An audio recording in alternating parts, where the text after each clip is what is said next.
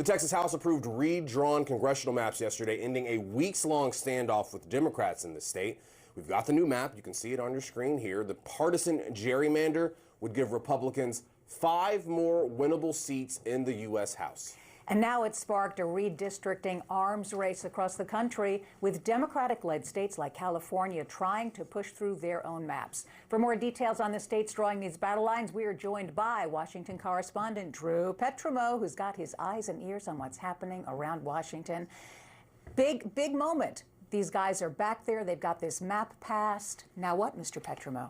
Yeah, well, let's talk about what Texas Republicans actually did. Basically what they did is they took Democratic incumbents in big Texas cities like Houston, San Antonio, Dallas, and along the border, along the Texas-Mexico border, and redrew those Democrats into districts that favor Republicans. In fact, all of the new districts that Republicans will be targeting in Texas are plus 10 Trump districts in 2024. So that's a pretty favorable advantage when you look forward to future elections. Although there are 3 that are about exactly at Trump plus 10, so it's not beyond the realm of possibility that Democrats could challenge in those seats. Now, Democrats say you're diluting minority representation, and they're going to challenge these based on the Voting Rights Act. So there's going to be court challenges to these maps. But kind of that's what Republicans have done here. One thing that's interesting to note, though, is Republicans are really banking on continued support among Hispanics. So there's been a trend, especially in Texas, towards Republicans among the Hispanic population.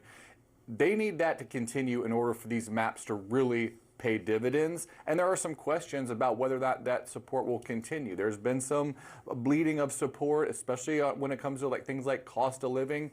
If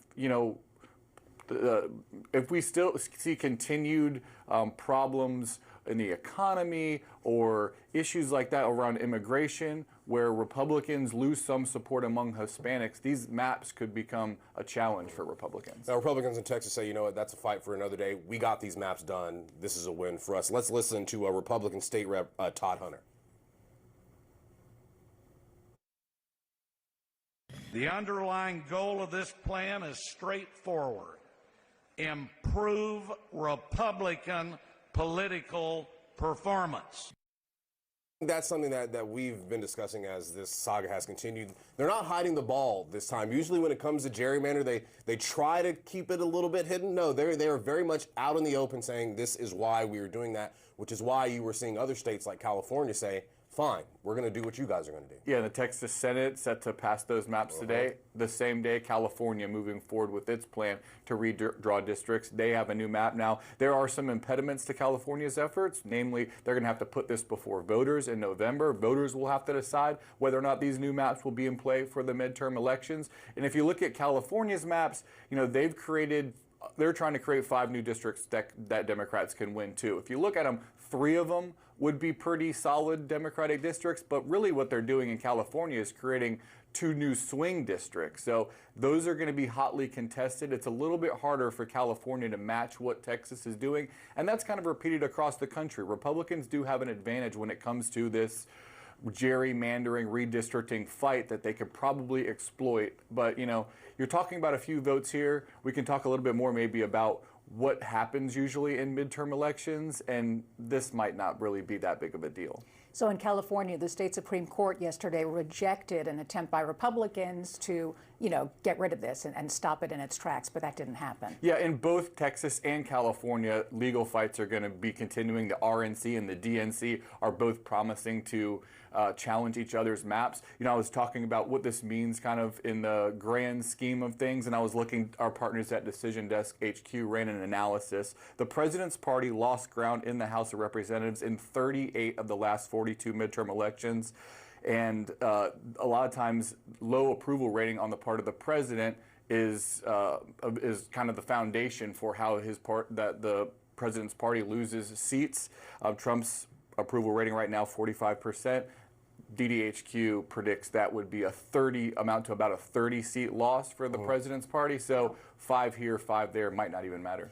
Some folks are looking at this and saying it should not be this way. You shouldn't be redrawing maps in a mid-census year to improve your chance of winning elections. Yet we see some very prominent figures saying, you know what? Fight fire with fire. That's what Gavin Newsom said. And even President Obama himself has come out and said, you know what California is doing? is the right way. He said over the long term, we shouldn't have political gerrymandering in America, just a fair fight between Republicans and Democrats based on who's got better ideas. But since Texas is taking direction from a partisan White House and gerrymandering in the middle of a decade to try and maintain the House despite their unpopular policies, I have tremendous respect for how Governor Newsom has approached this. Now, Obama says, look, California's only going to do it if Texas does it, so that maybe gives us a little cover here, but Texas is doing it, so it appears that California's going to try and do it too. Yeah, I think it's fair. Republicans would say that there's political hypocrisy from Democrats on this. If you look at states like California, Illinois, even here in Maryland, like these are states that have districts that are drawn to favor Democrats. All gerrymandered, Drew. They are. I mean, it's there's a quote, and you can't take the politics out of politics, and so. Yeah, I like that. They do have these independent districts. Over the past few decades, there have been kind of a movement in the Democratic Party to move towards districts that are less gerrymandered, but there is reluctance to unilaterally disarm, and we're seeing that play out right now. If they do it, we're going to do it. That's the reality of politics. All right. Drew Petchamo, thanks for joining us Thank this you, morning. Drew. Appreciate See you it. in our next hour.